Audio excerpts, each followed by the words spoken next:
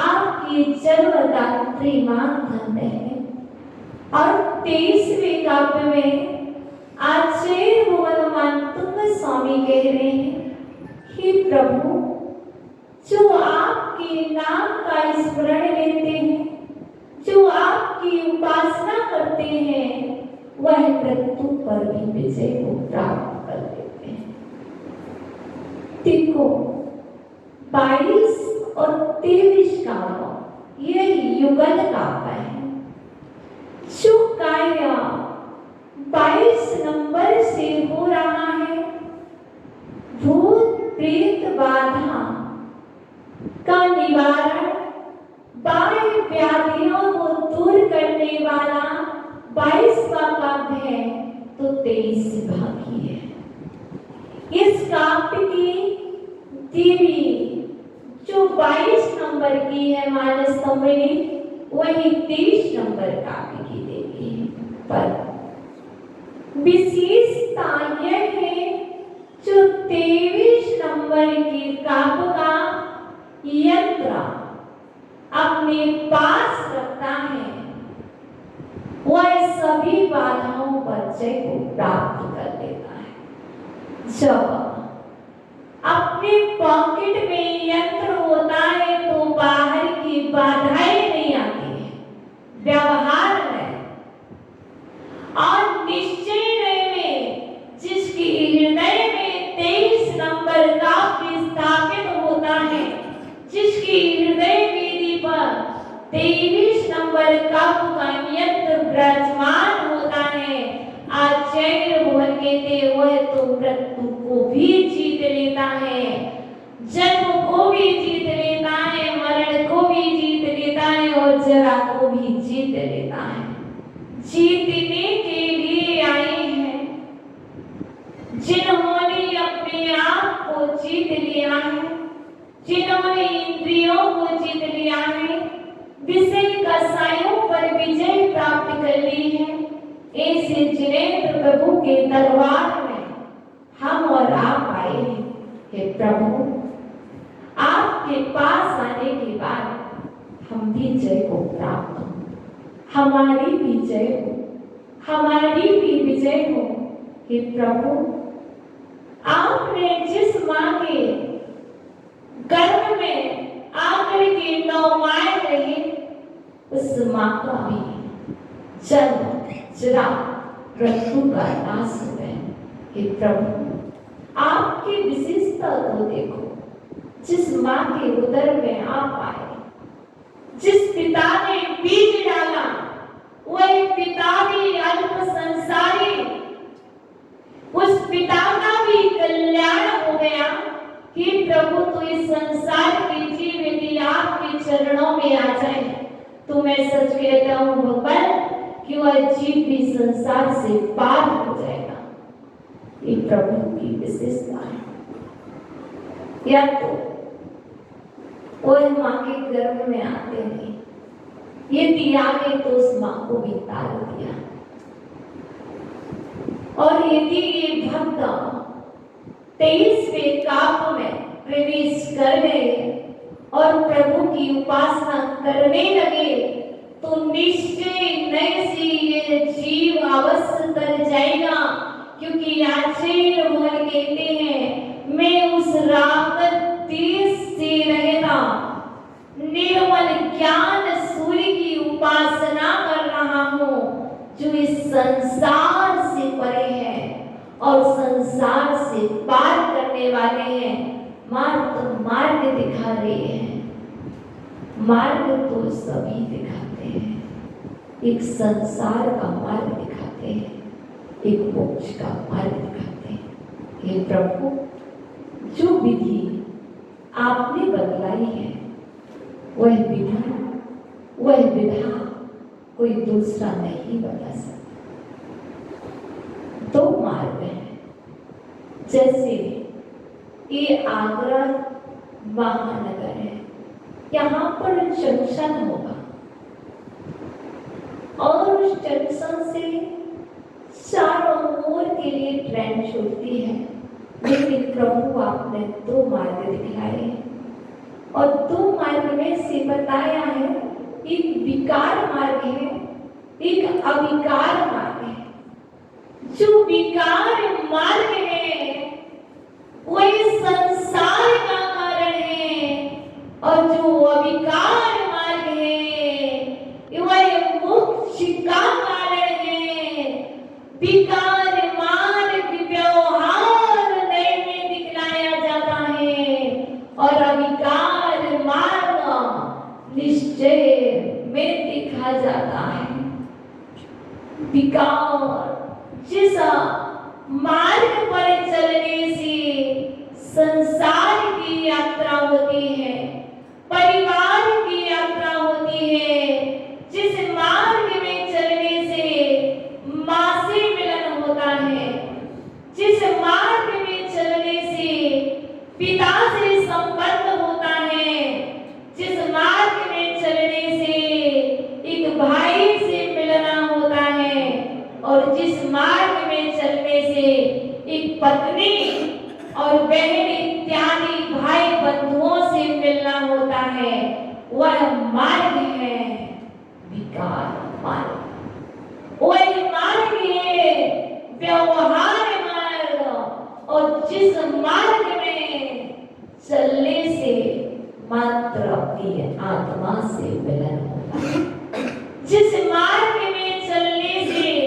प्रभु से मिलन होता है, जिस मार्ग में चलने से आत्मा से समझौता होता है, आत्मा से नजदीकी बढ़ती है, वह मार्ग है अविकार मार्ग। जिस मार्ग पर चलने से मृत्यु पर विजय प्राप्त कर लेते हैं, वह मार्ग है अविकार मार्ग। विकारों को नष्ट करने के लिए, संसार को नष्ट करने के लिए प्रभु ने अविकार मार्ग दिखाया है।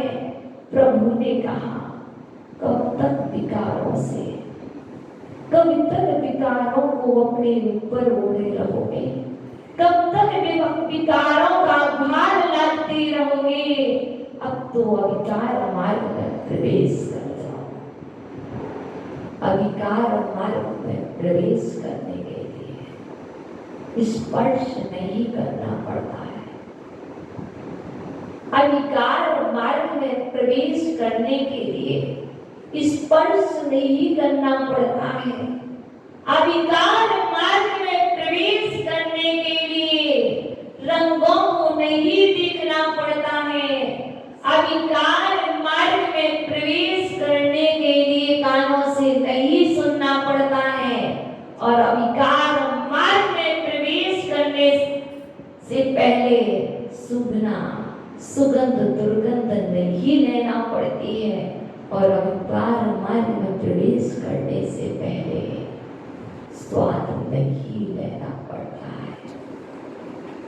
चख के देखो, टेस्ट करो, टेस्ट करो। ये विकार मार्ग नहीं है कि पहले टेस्ट किया जाए। ये अविकार मार्ग है। इस अविकार मार्ग में टेस्ट नहीं, इस अविकार मार्ग में तो अनुकूलता देखी जाती है। एक तो अनुकूलता देख करके भोजन को ग्रहण किया जाता है। इस अविकार मार्ग में जिह्वा का स्वाद लेकर के भोजन ग्रहण नहीं किया जाता। इसलिए दोनों मार्गों को इतनी अच्छी तरह से समझना। भोजन विकार भाव से हो रहा है कि भोजन अविकार भाव से हो रहा है, वक्तापन विकार भावों से हो रहा है। विकार भाव से करोगे तो वह अनुष्ठान विकार जाएगा, और अविकार भावों से करोगे तो वह स्रोत, वह अनुष्ठान तुम्हें पार कर देगा, तुम्हें तार देगा। अनुष्ठान तो अनुष्ठान है। इसलिए दोनों मार्ग देखो। देखो, मैंने जिससे कहा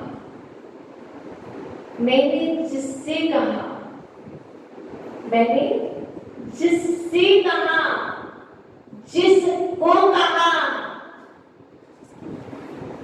जिससे कहा, जिसको कहा कोई भिखारी था, उसने सुना नहीं, कोई भिखारी था। कहने वाला भिखार है, सुनने वाला भिखार भाव हो सकता है।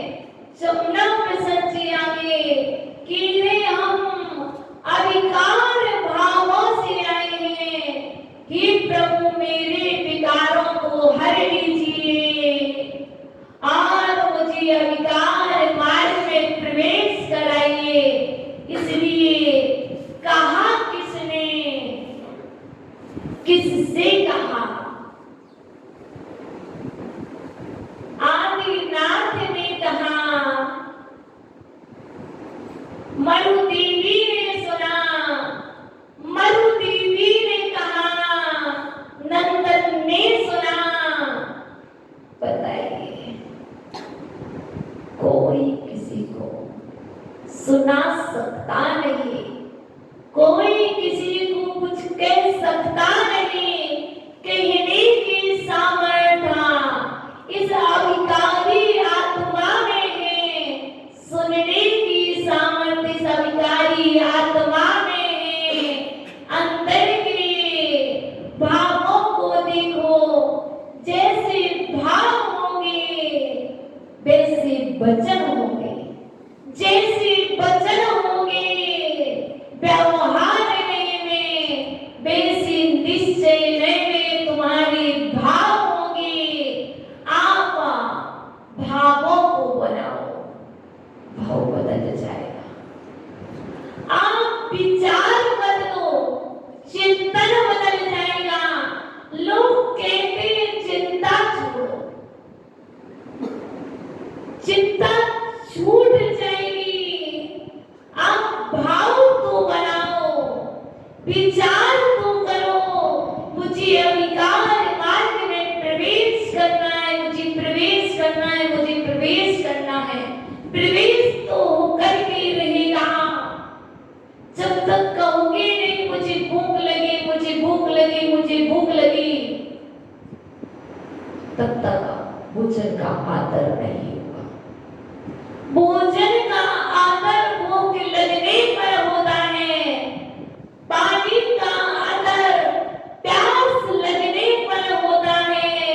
उसी तरह जब तक भक्तामृत स्रोत की सुनने की भूख नहीं लगी, जब तक प्यास नहीं लगी, तब तक ही भक्तामृत स्रोत व्यर्थ है। प्यास अंदर से होना चाहिए, बाहर से नहीं। देखो विकार, विकार, अविकार। 22वां काव्य चल रहा है, 23वां चल रहा है, 22वां चल रहा है, 23वां काव्य चल रहा है, युगल काव्य है। कल 22 को देखा, आज 23 को देख रहे हैं। मुझे मृत्यु पर विजय प्राप्त करनी है, मुझे मृत्यु पर विजय प्राप्त करनी है। मृत्यु पर विजय प्राप्त करने का एक ही उपाय है, वह है अविकार मार्ग में प्रवेश करता हूँ। हे प्रभु मुझे मृत्यु पर विजय प्राप्त करनी है, मुझे संसार पर विजय प्राप्त करनी है, तो मुझे नियम से अविकार मार्ग में प्रवेश करना होगा।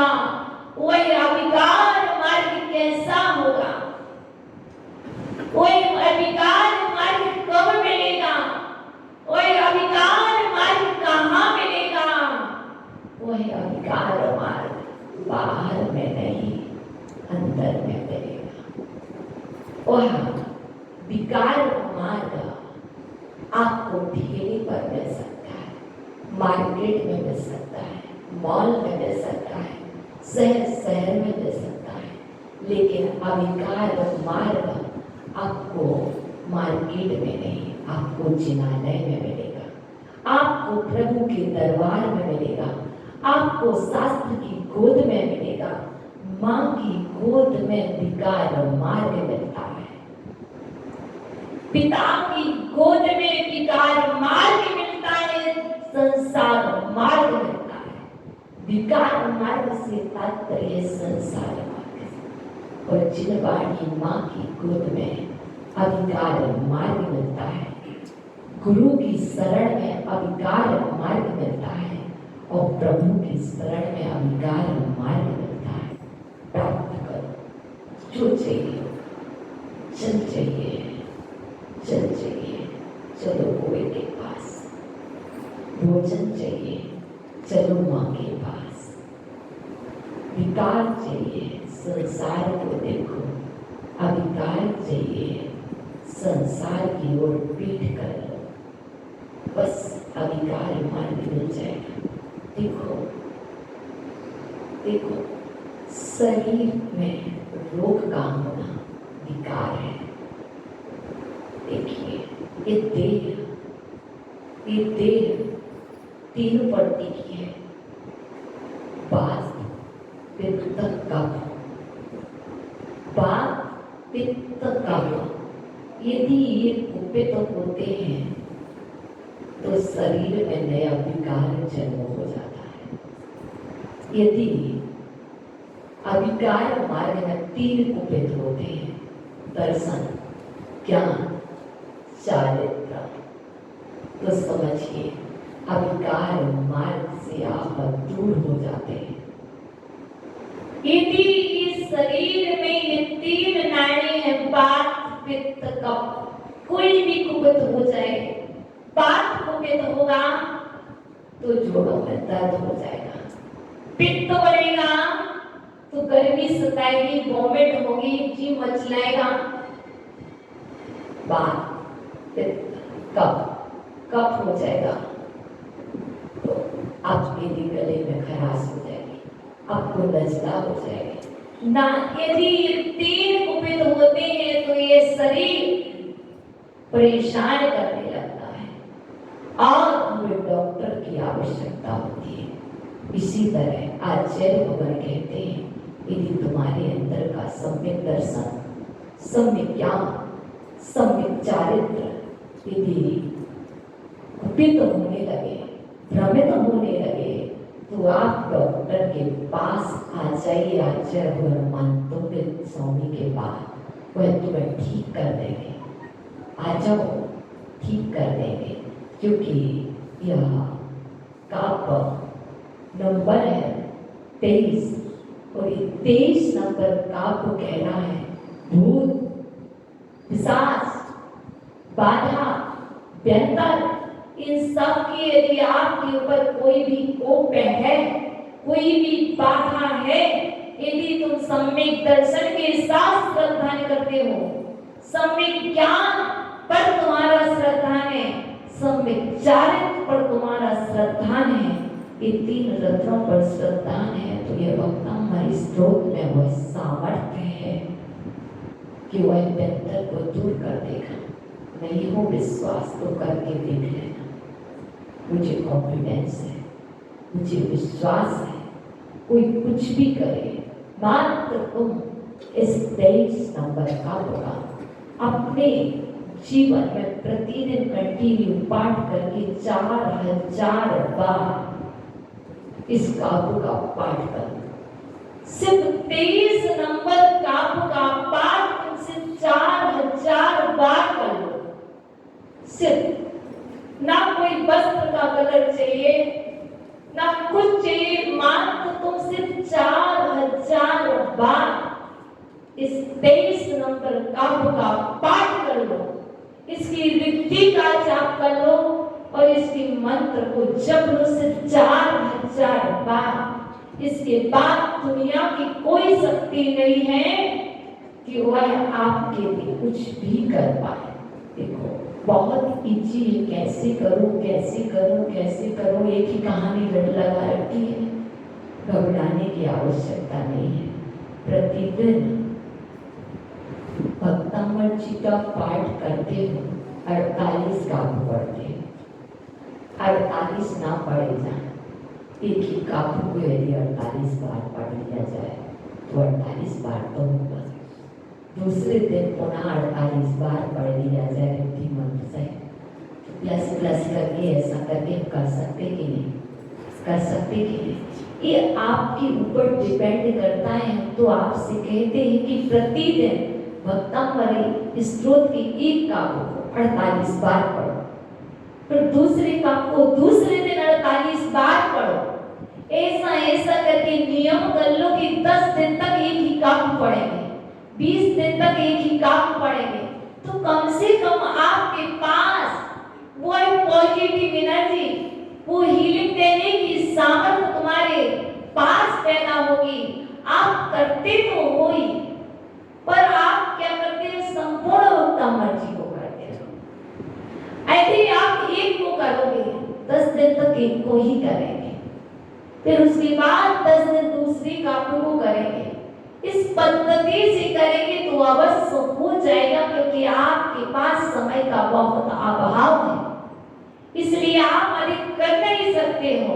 तो अभिकार मार्ग में प्रवेश करने के लिए मात्र ये विचार करना, ये 23 नंबर काव्य है, मुझे मृत्यु पर विजय प्राप्त करनी है, मैं करके रहूंगा।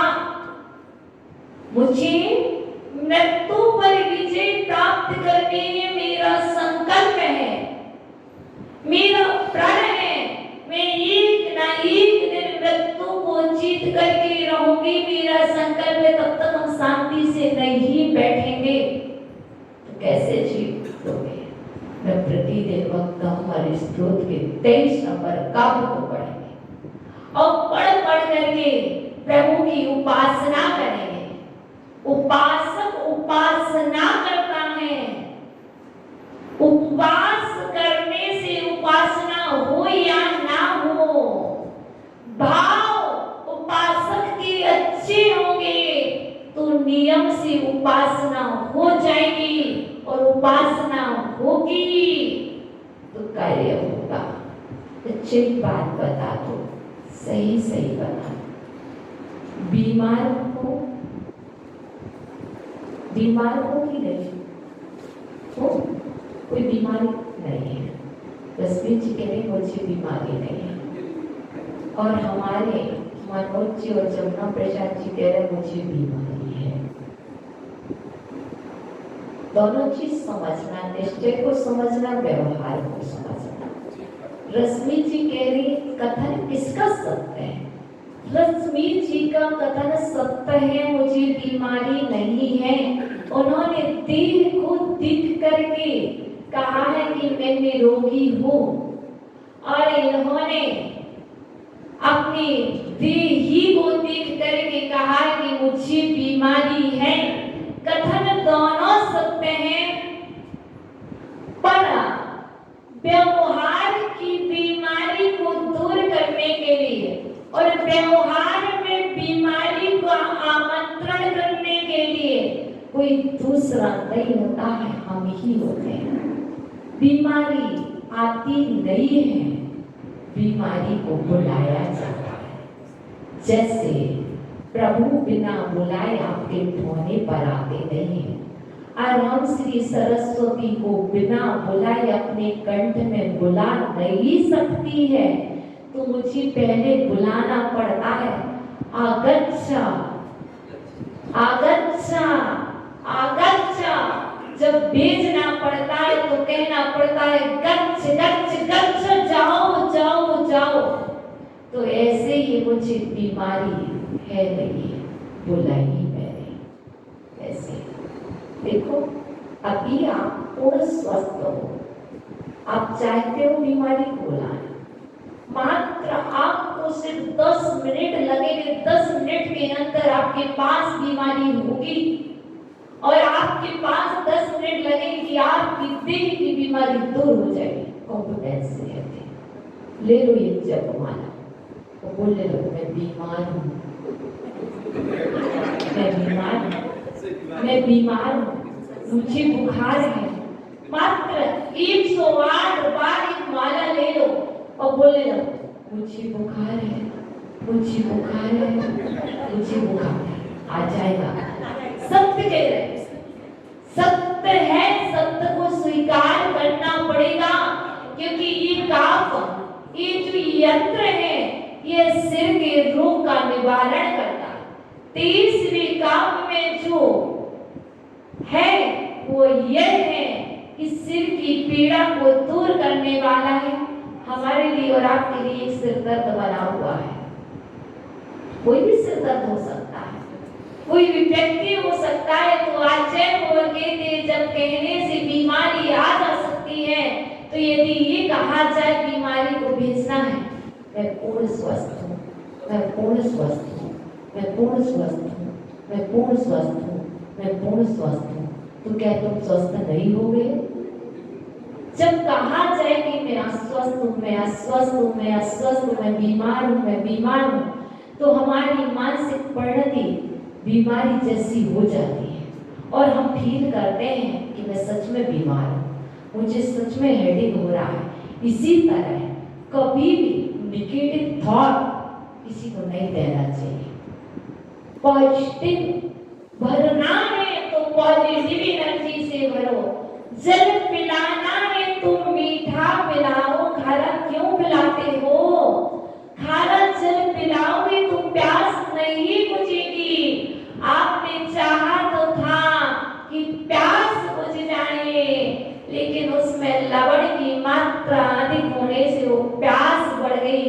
वो प्यास बढ़ गई तो और भी वेदना होने लगी। इसलिए पिलाना है तो आप अमृत जैसा मधुर जल पिलाइए, आपकी प्यास समन होगी। इसलिए आज से कुछ भी हो जाए, किसी को कुछ भी हो, कोई कितना भी बीमार हो, उनको इतना कष्ट होता है।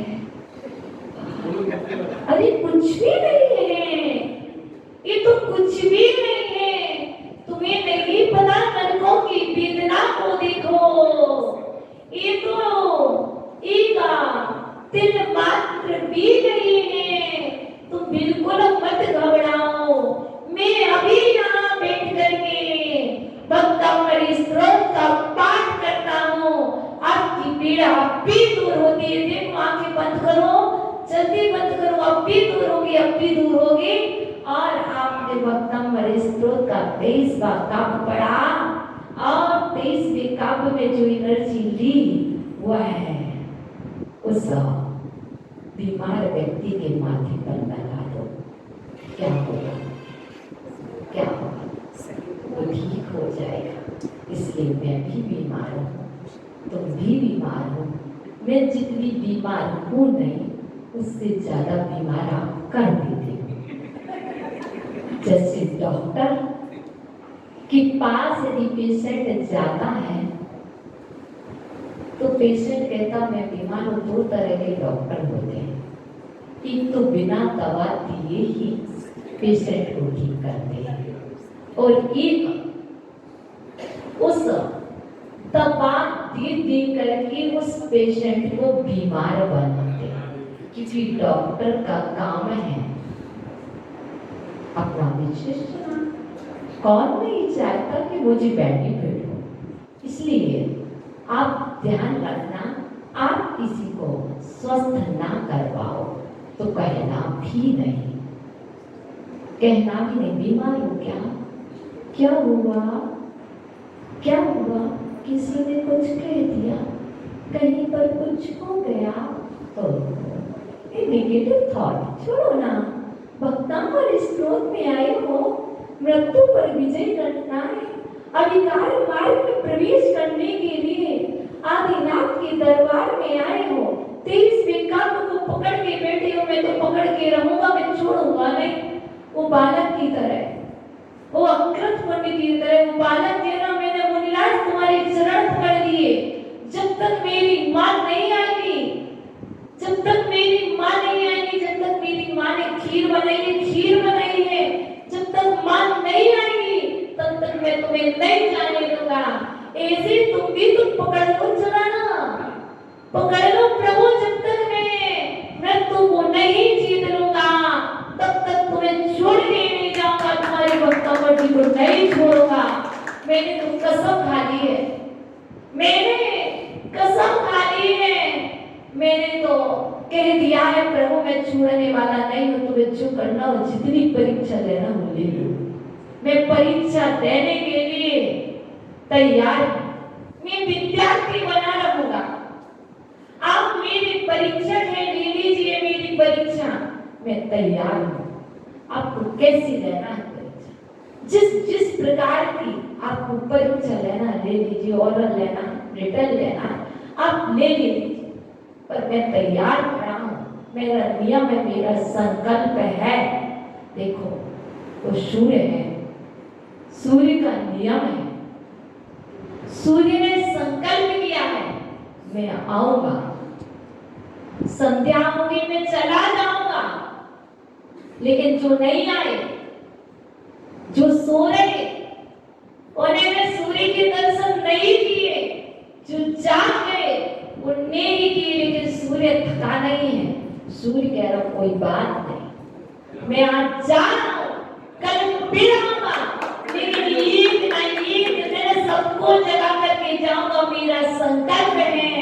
ऐसे ही मानतो गोस्वामी कह रहे हैं, तुम्हें मृत्यु को जीतना है, तुम्हें अविकार मार्ग में प्रवेश करना है, तुम प्रतिदिन पाठ करो, डरो मत। आज विजय प्राप्त नहीं होगी, कल होगी, कल नहीं होगी, परसों होगी, क्योंकि एक ना एक दिन तो तुम्हें विजय मिलेगी। देखो सबको मिली, तुम्हें क्यों नहीं मिली? इसलिए ये अविकार मार्ग है। अविकार मार्ग में प्रवेश करने के लिए विकारों को हटाइए। देखो निद्रा विकार है, निद्रा विकार है। निद्रा को जीतने के लिए अविकार मार्ग में प्रवेश करना होगा, तो चिरवाणी माँ को हाथ में लेना होगा।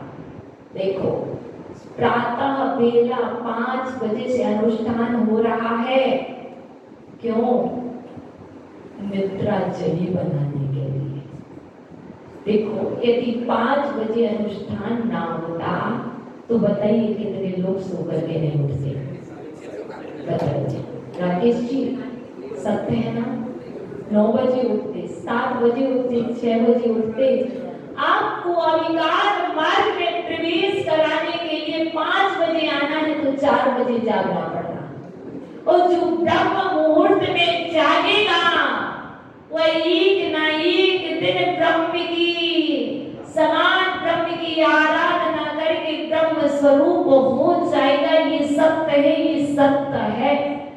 इसलिए मात्र ये अनुष्ठान नहीं है, ये अनुष्ठान तो आपको ब्रह्म की प्राप्ति कराने के लिए है।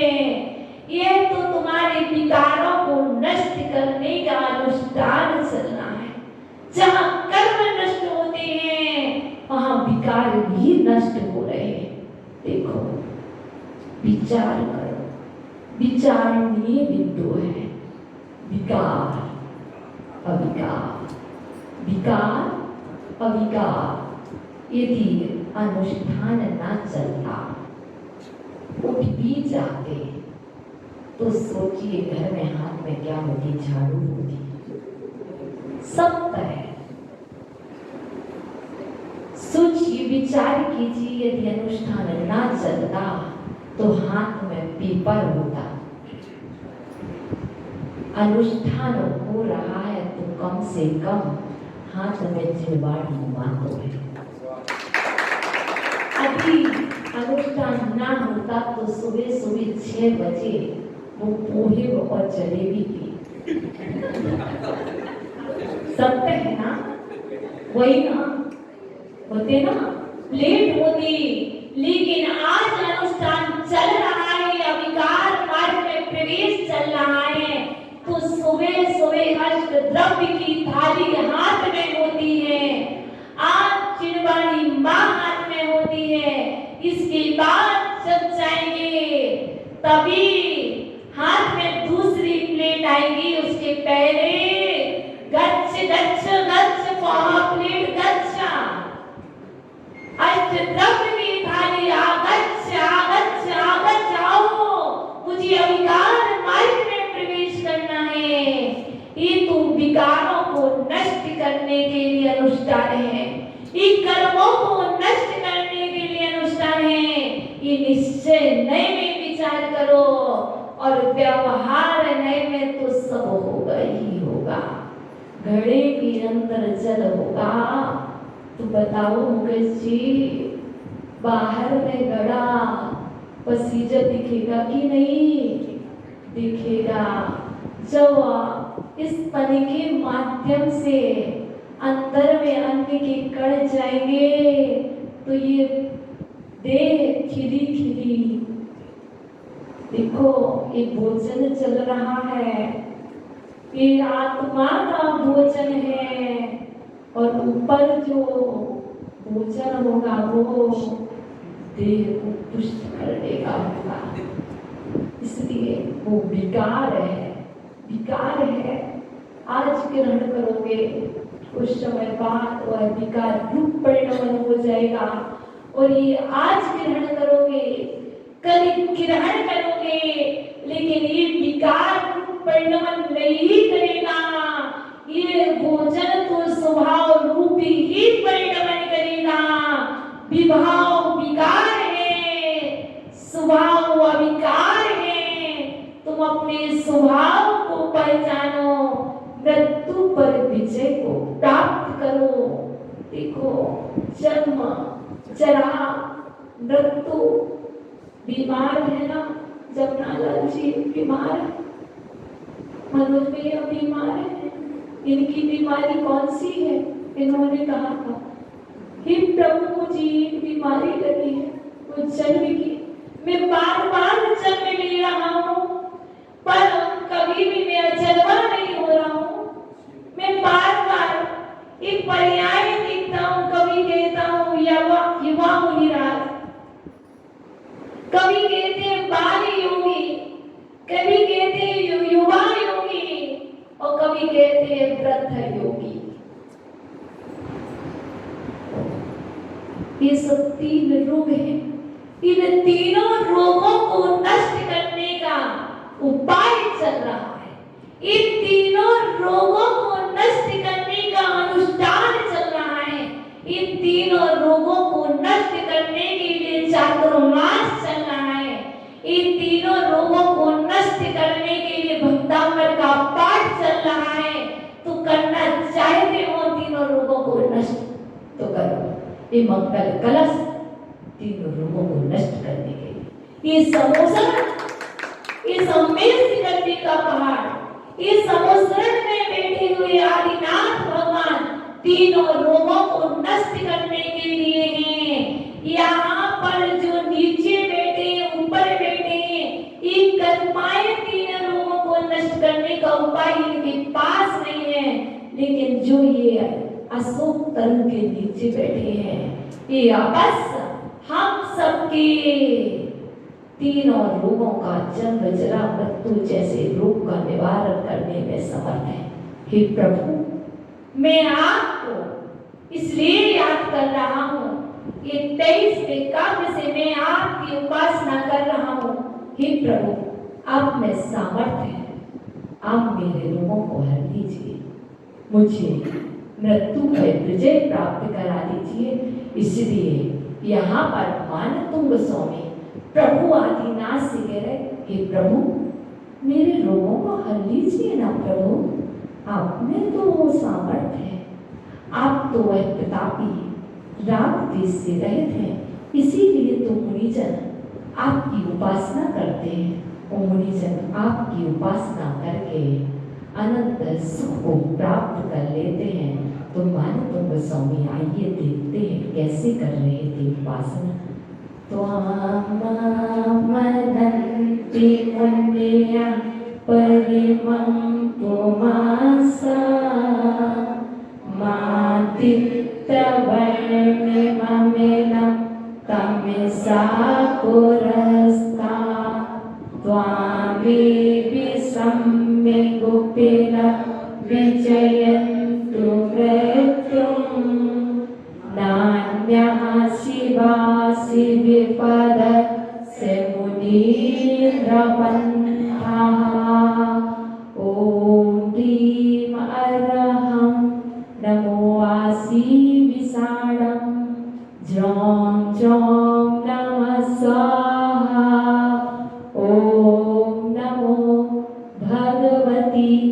जयावती मम समीहितार्था मोक्ष सौख्यं कुरु कुरु स्वाहा। ओम ह्रीं श्रीं क्लीं सर्वसिद्धाय श्रीं नमः, श्रीं नमः। बहुत प्यारी सी छोटी सी जाप है। ओम ह्रीं श्रीं क्लीं सर्वसिद्धाय श्रीं नमः, सर्वसिद्धाय श्रीं नमः। ओम ह्रीं श्रीं क्लीं सर्वसिद्धाय श्रीं नमः। इस जाप को जपने से, इस काव्य का अनुष्ठान जब भी करते हैं उसके लिए विशेष ज़्यादा कुछ आवश्यक नहीं है। वह एक प्यारा सा मंगल कलश अपनी चौकी पर और एक श्वेत वर्ण की माला और एक 23 नंबर कप का यंत्र। मात्र 3 चीजें बहुत आवश्यक हैं। एक दीपक, एक मंगल कलश, एक माला और एक यंत्र। ये 4 चीजें हुई। ये 4 चीज चौकी पर रख लीजिए और 4000 बार इस काव्य को पढ़ लीजिए, अनुष्ठान कर लीजिए। आप एक ना एक दिन मृत्यु को जीत लेंगे, आचार्य भगवान कह रहे हैं, और बाकी बाधाएं तो दूर हो जाएंगी। जब अंदर का कार्य होगा तो बाहर में तो कुछ होगा ही होगा। देखो, जब अंदर में कुछ जाता है तो बाहर में दिख जाता है। देखो, कोई भी मुख में कुछ भी रखे, बाहर उसका फेस बता देता है कि इसके अंदर कुछ है। ऐसे ही जब अंदर में निश्चय का कार्य होगा तो व्यवहार में सब कुछ होगा ही होगा। इसलिए अपन तो दृष्टि अंदर में रखें और बाहर के कार्य तो ऐसे ही होते रहेंगे। तो आज का जो काव्य था, भूत प्रेत बाधा निवारक और सिर दर्द की पीड़ा। एक सिर दर्द मेरा बहुत बड़ा है, जन्म जरा मृत्यु जैसा रोग लगा है। इससे बड़ा सिर दर्द क्या हो सकता है। और ये जागना, नींद आना भी तो एक सिर दर्द है। ये नींद ही छूट जाए तो सिर दर्द ही मिट जाए। ये आहार करना भी तो एक सिर दर्द है। ये आहार करना भी तो एक सिर दर्द है। ये भूख ही समाप्त हो जाए तो ये सिर दर्द मिट जाए भगवान। इसलिए जो सिर दर्द हो, जिस प्रकार का सिर दर्द हो, परमात्मा के चरणों में एक पाती लिख देना, एक पाती लिख देना। हे प्रभु, मैं बीमार हूँ, मेरे ये रोग है, आप मुझे इन रोगों से मुक्त कर दो ना प्रभु। आप तो दयालु हो, आप तो कृपालु हो, आप मुझे मुक्त करो प्रभु, आप मुझे मुक्त करो। अब मैं कल फिर आऊँगा, यदि समय रहा तो मैं कल फिर आऊँगा, लेकिन मैं प्रॉमिस करके जा रहा हूँ प्रभु, वादा कर रहा हूँ। यदि पर्याय रही तो मैं कल फिर आऊँगा, संध्याकालीन में फिर आऊँगा। तो चलिए पहले परमात्मा से प्रेयर कर लेते हैं जल्दी से। पुनः बुलाना, भूल न जाना, सपनों में आना, जैसे भी हो हमको अपने दर पर ले आना। तेरे दर पर ऐसा लगता जो अपना घर हो, मेरा अंतिम समाधि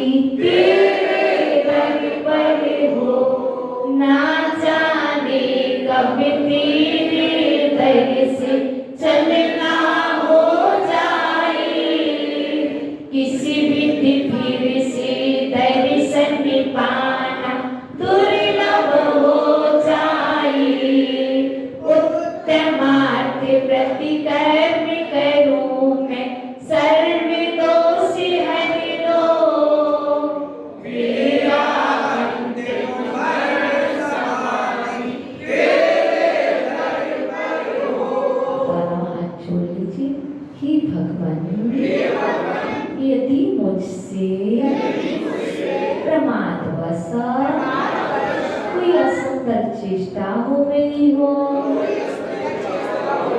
तो इस जिनालय में निवास करने वाले वीतरागी देव प्रभु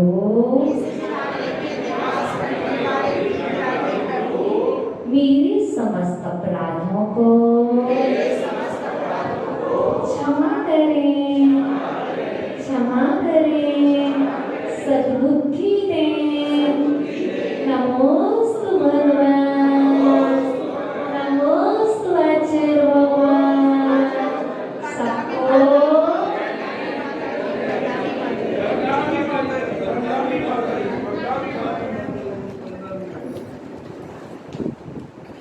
हम प्रतिदिन पूजा में तो पढ़ते